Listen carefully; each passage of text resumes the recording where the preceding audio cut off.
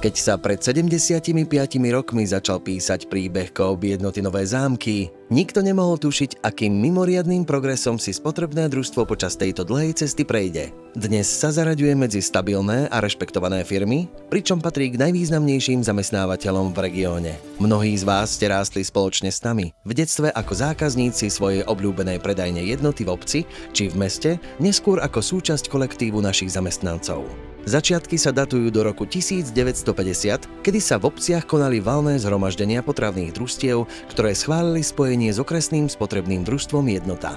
Podstatný posun nastal v roku 1957 spojením troch okresov Nové Zámky, Štúrovo a Šurany, pretože vznikla Jednota, ľudové spotrebné družstvo Nové Zámky. Po návrate družstevného obchodu do miest bola zahájená komplexnejšia výstavba a v roku 1976 bol uvedený do prevádzky obchodný dom v Nových Zámkoch.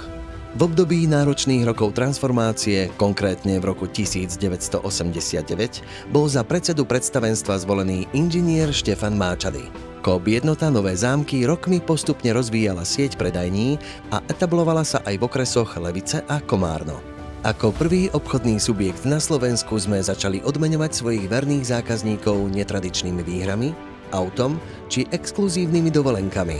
Jedinečnú udalosť priniesol rok 1998, kedy bola zahájená výstavba prvého supermarketu s predajnou plochou až 1500 m2 v Nových Zámkoch. Vynikajúcimi výkonmi dosiahlo spotrebné družstvo v roku 1999 umiestnenie v prestížnej prvej desiatke najväčších obchodných firiem na Slovensku.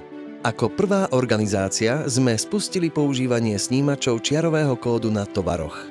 Medzi prvými sme zaviedli dopek čerstvého pečiva priamo na predajni počas celého dňa a v roku 2012 sme ako prvá obchodná organizácia na Slovensku implementovali na celej predajnej ploche elektronické cenovky, neskôr i LED obrazovky a na vybraných predajniach i samoobslužné pokladne.